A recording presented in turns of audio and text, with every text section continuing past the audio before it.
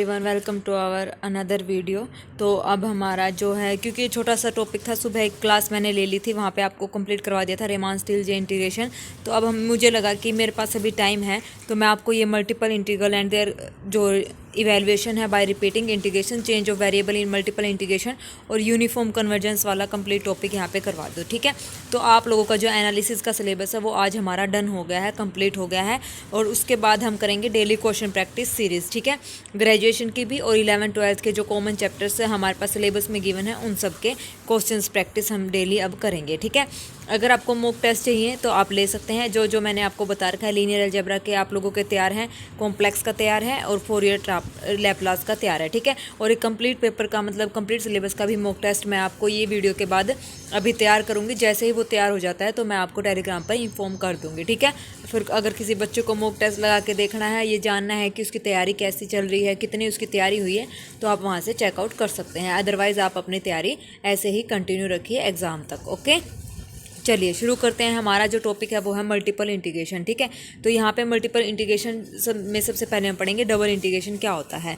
तो we know that integration A to B F X D X क्या होता है। Integration A to B F D X, इसको हम कैसे लिख सकते हैं, limit N approaches to infinity F of x one del x one. क्योंकि जब हमने रेमान सम पढ़ा था ना, रेमान सम और जो अपर सम लोअर सम पढ़ा था, तो उसमें थोड़ा सा आप रिलेट करने की यहाँ पे कोशिश करना। ठीक है, ए से बी इंटीग्रेशन है, ए से बी हमारे पास क्या है, क्लोज इंटरवल है। ठीक है, इसके हमने क्या किए थे, पार्टीशन किए थे, फिर वहां से हमने सब इंटरवल्स बनाए थे। ठीक है, तो वही इसी टाइप से इसको यहाँ पे लिखा गया है। तो limit N approaches to infinity del x is equal approaches to zero.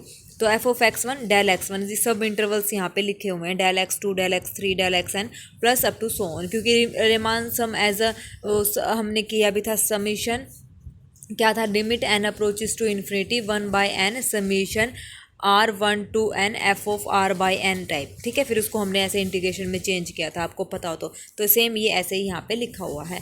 ठीक है, तो यहाँ पे ये इंटरवल्स डिफाइन करे हैं। उसके बाद देखिए, let us consider a function F of X Y of two variable, हमने लिया है X and Y, defined in the finite region A to X Y plane. एक फाइनाइट रीजन में हमने इसको डिफाइंड किया है और उसी रीजन का नाम हमारे पास है ए। ठीक है, एक्स वाई प्लेन में, ये रहा हमारे पास एक्स वाई प्लेन। ठीक है, X Y plane. Divide the region A into elementary areas, तो इस रीजन में हमने इसको डिवाइड करा है, del A one del A two del A three del A N.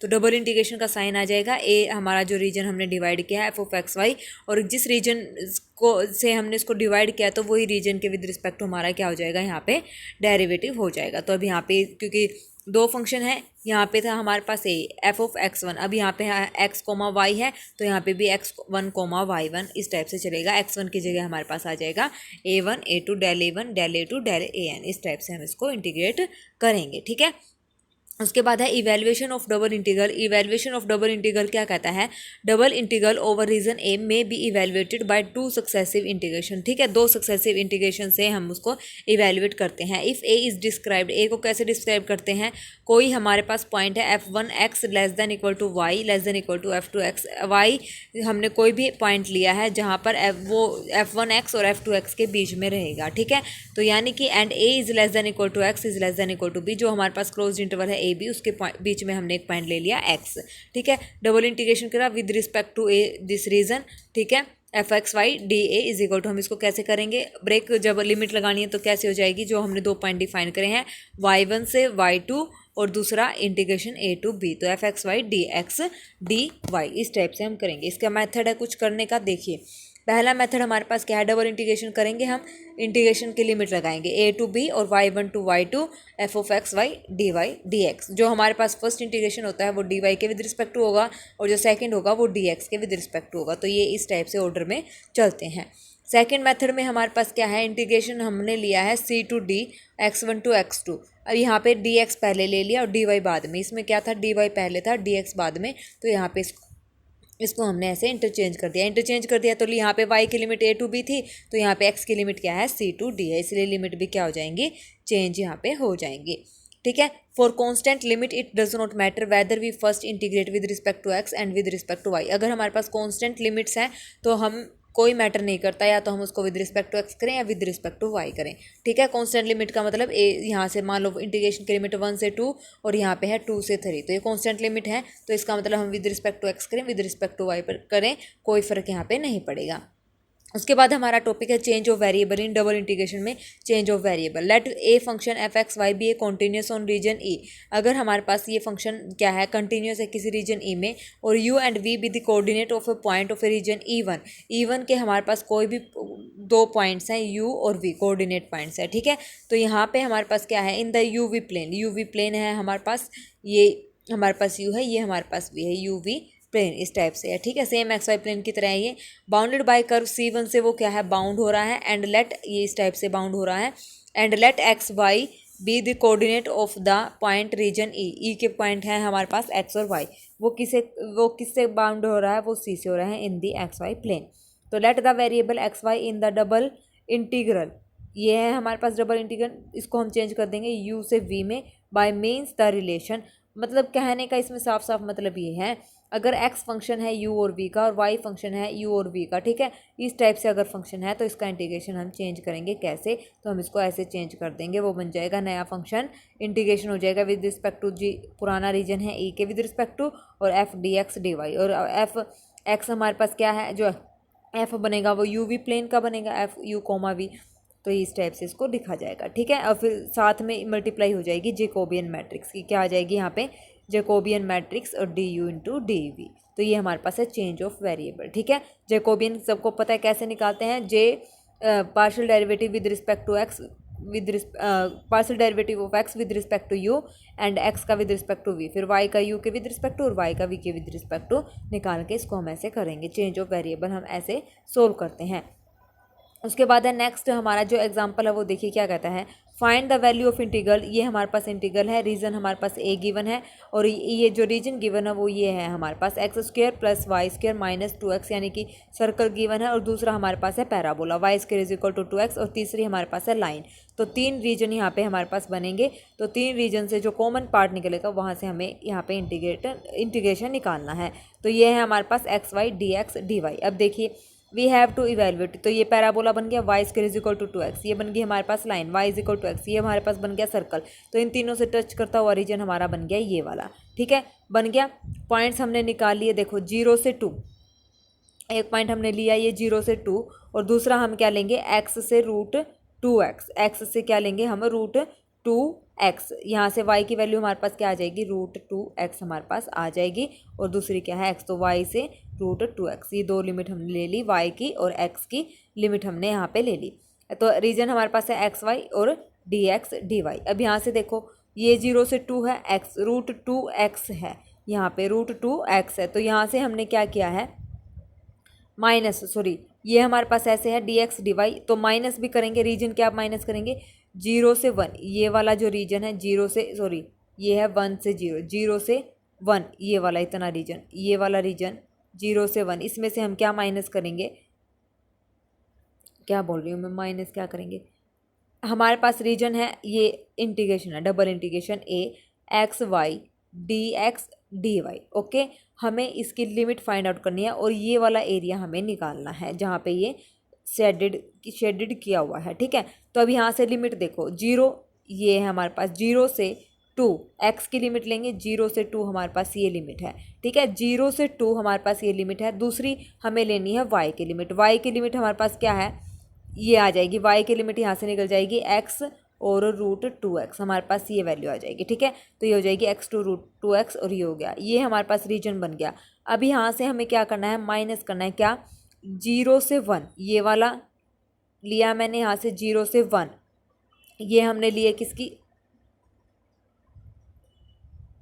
y की, ये हमारे पास है y की लिमिट, ये हमारे पास है x की लिमिट, ये y की, सॉरी y की ये है, और x की स्टार्टिंग वाली है, ठीक है, ठीक है, x की हमारे पास, तो ये x की लिमिट हमारे पास है 0 से 1 ये वाली, और फिर x to √2x minus X square, तो यहाँ से ये निकलेगी। जब हमने क्या पुट करा, यहाँ से देखो एक्स स्क्वायर हमें किसकी निकालनी है, y की निकालनी है, तो ये हमारे पास हो जाएगा Y square is equal to 2x minus X square, तो y इज इक्वल टू हमारे पास हो जाएगा 2x माइनस एक्स स्क्वायर, तो ये हो जाएगा x to √2x minus X square, ये हमारे पास है सर्कल की इक्वेशन, ठीक है। तो ये हमने इसमें से माइनस कर दिया, तो हमारा जो शेडेड रीजन है वो आ जाएगा, इसको हम सोल्व कर देंगे। पहले कांस्टेंट, यहाँ पे लिमिट कांस्टेंट है तो कोई फ़र्क नहीं पड़ता, आगे पीछे कर लेंगे, लेकिन लिमिट कांस्टेंट नहीं है, तो ये हमारे पास क्या है, इंटीग्रेशन 0 से 2x, ये वाली है हमारे पास किसकी डी वाई की लिमिट, और ये वाली है हमारे पास किसकी डी एक्स की लिमिट वाई। इसको अलग अलग कर लेंगे एक्स और वाई को, सेम यहाँ पे एक्स और वाई को हम अलग अलग कर लेंगे, ठीक है। तो integration 0 to 1 x D x हमारे पास हो जाएगा, और यहाँ से एक्स टू दिस ये हो जाएगी हमारे पास वाई की लिमिट हो जाएगी, ठीक है। ऐसे ही हमने इसको अलग अलग कर लिया। उसके बाद है हमारे पास इसको चेंज कर लिया, इसका डेरिवेटिव हमने कर लिया। डेरिवेटिव करने के बाद हमारा जो आंसर आएगा वो आ गया हमारा 7/12, ठीक है।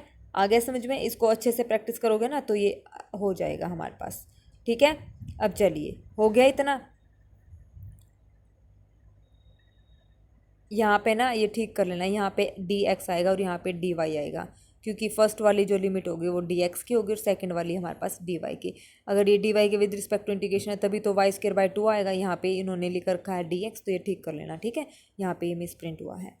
चलिए, अब उसके बाद है हमारे पास ट्रिपल इंटीग्रेशन। ट्रिपल इंटीग्रेशन हमें क्या कहता है, अगर कोई फंक्शन कॉन्टिन्यूअस है किसी बाउंडेड रीजन में, तो ई हमारे पास ये है z = φ1xy। z हमारे पास φ2xy का फंक्शन है, y हमारे पास है ψ1x का, और y दूसरा है ψ2x, x = a, x = b। तीन ट्रिपल इंटीग्रेशन मतलब 3 इंटीग्रेशन हमें यहाँ करने हैं। 3 इंटीग्रेशन मतलब x, y और z। अब ये 3 वेरिएबल यहाँ पे होंगे, तो f(x,y,z) 3 वेरिएबल हैं।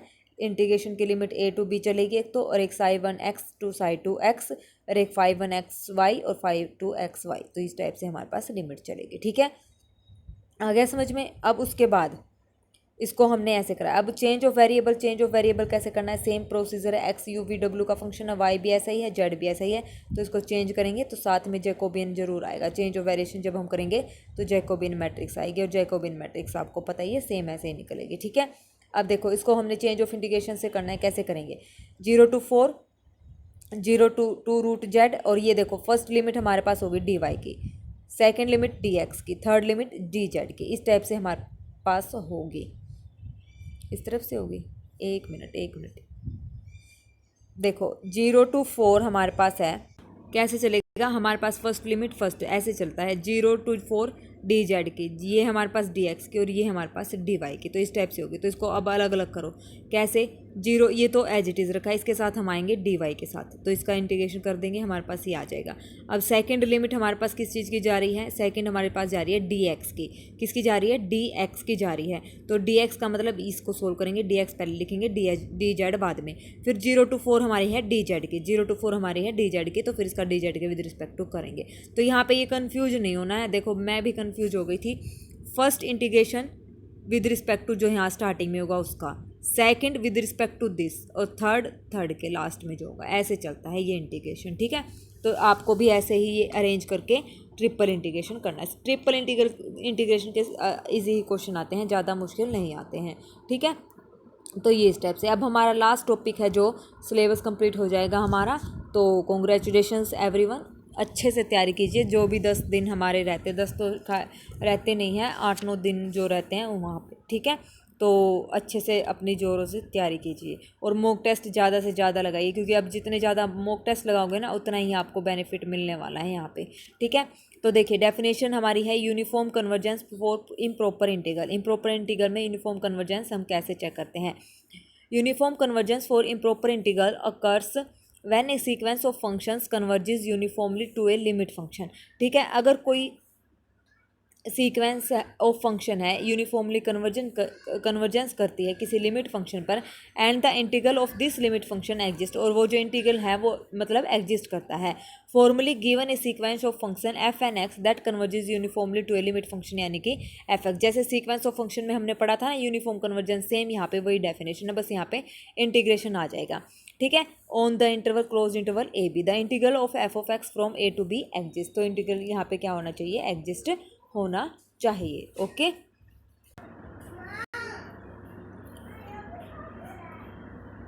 ठीक है, एग्जिस्ट होना चाहिए। उसके बाद है 10 limit and approaches to infinity integration A to B F N x D x is equal to, ये लिमिट हम अंदर ले जाएंगे। तो ये दोनों अगर इक्वल है तो फंक्शन कैसा है, यूनिफॉर्म कन्वर्जेंट है, मतलब लिमिट एग्जिस्ट होनी चाहिए। मेन बात हमारी यहाँ पे ये है, ठीक है। अब एग्जाम्पल से अच्छे से समझ आ जाएगा। देखो, इंपॉर्टेंट एग्जाम्पल है यहाँ पे। तो हमें क्या शो करना है, यूनिफॉर्म कन्वर्जेंस हमें शो करनी है e⁻⁻ की, किसमें, इन द इंटरवल, कहाँ पे, क्लोज इंटरवल हमारे पास गिवन है 1 से 2 पे, ठीक है।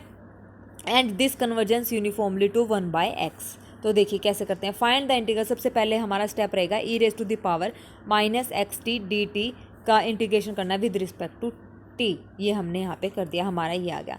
अब calculate the improper integral from 0 to ∞। इसका इम्प्रॉपर इंटीग्रल कैलकुलेट करो। 0 to ∞ हमारे पास होता है, तो इसको हम इम्प्रॉपर इंटीग्रल में कैसे करते हैं, कल हम करके आए हैं सारी क्लास। तो t अप्रोचेस टू इन्फिनिटी, ये हो जाएगा 0 से t e⁻⁻xt। तो अब t हमारे पास ऑलरेडी यूज्ड है, तो मैंने यहाँ पे n लगा दिया।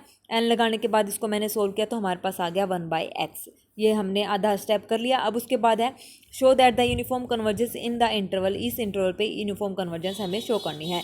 तो since the limit exist is equal to 1/x, तो लिमिट हमारे पास एग्जिस्ट हो रही है एंड अप्रोचेस टू इन्फिनिटी पे, और क्या आ रही है 1/x।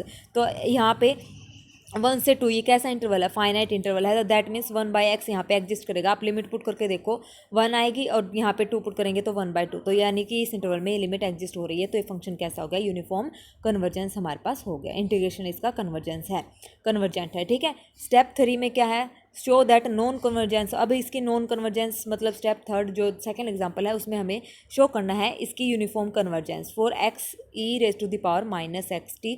इसकी हमें यूनिफॉर्म कन्वर्जेंस यहाँ पे पता करनी है। तो सेम किस इंटरवल पे पता करनी है, हमें पता करनी है क्लोज इंटरवल 0 to 1 पे।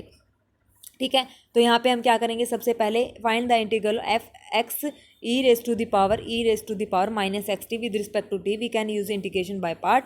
यू हमने यहाँ पे मान लिया x, और v हमने यहाँ पे ले लिया। देखो इंटीग्रेशन बाय पार्ट्स करना है, तो x e⁻⁻xt है, तो आइलेट वाला लगाएंगे। आइलेट का मतलब क्या है, एल्जेब्राइक, और फिर उसके बाद आता है एक्सपोनेंशियल। तो फर्स्ट फंक्शन ये है और सेकंड फंक्शन ये है, तो लगाएंगे।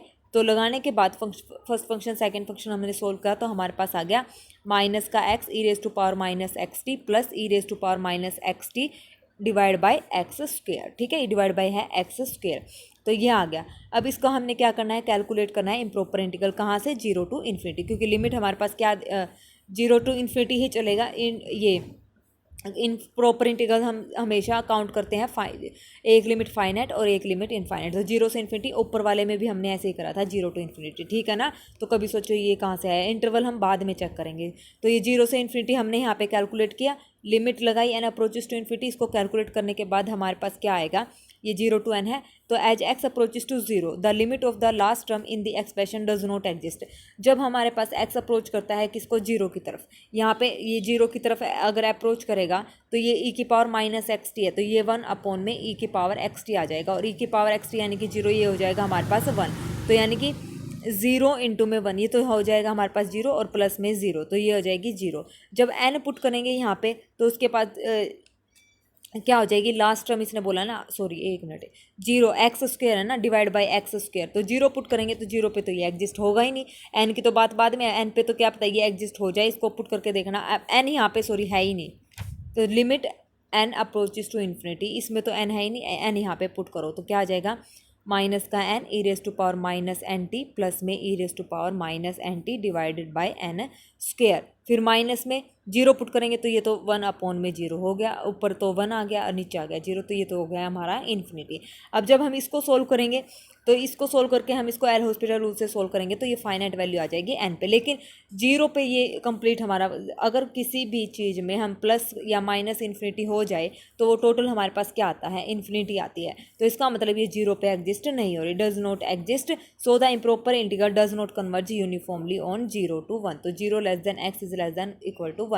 तो इसका मतलब ये 0 से 1 पे क्या है, यूनिफॉर्मली कन्वर्जेंट यहाँ पे नहीं होगा। अगर किसी भी एक पॉइंट पे कन्वर्जेंट यहाँ पे नहीं हुआ, तो हमें पूरा क्लोज इंटरवल पे बताना था। क्लोज इंटरवल पे आप 0 to 1 हमने लिया, तो 0 to 1 पे ये कन्वर्जेंट नहीं होगा। ठीक है, 1 के लिए भी आप ऐसे ही चेक कर सकते हैं। ओके, जैसे हमने अभी देखो ऊपर किया था, ऊपर हमने कैसे किया था, इसको ये कन्वर्जेंस हमें 1 से 2 बतानी थी, 1 से 2, तो ये 1 से 2 पे तो फाइनाइट वैल्यू दे रहा था, तो ये कन्वर्जेंट हो गई थी।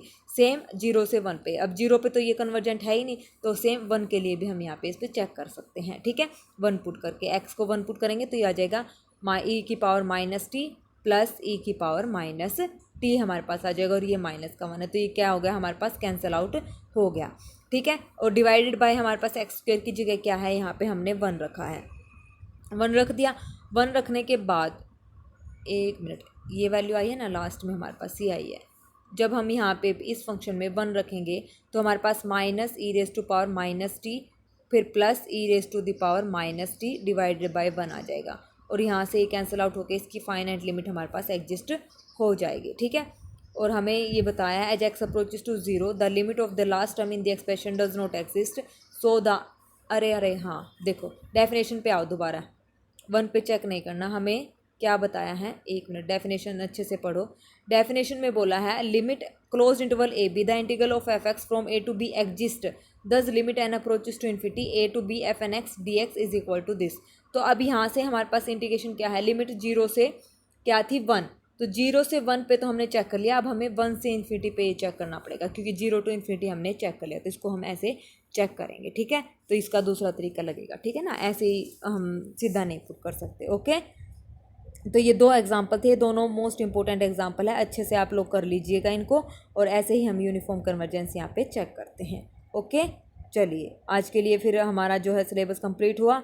अब हम कल से शुरू करते हैं हमारी 11th 12th के कॉमन जो चैप्टर है, कॉमन जो सिलेबस है उनकी क्वेश्चन प्रैक्टिस, और साथ में हम करेंगे लीनियर अलजेब्रा और एनालिसिस के क्वेश्चन, मतलब मिक्सअप क्वेश्चन यहाँ पे आपको मिलेंगे। ठीक है, तो डेली क्वेश्चन करेंगे जब तक एग्ज़ाम नहीं होता तब तक। बाकी आज मैं अभी क्योंकि दोनों क्लासेस आपकी पूरी हो गई हैं तो अभी अपलोड इसलिए कर रही हूँ ताकि मेरे को इवनिंग में टाइम लग जाए मॉक टेस्ट तैयार करने के लिए। ठीक है, तो चलिए अच्छे से तैयारी कीजिए। All the very best, have a nice day.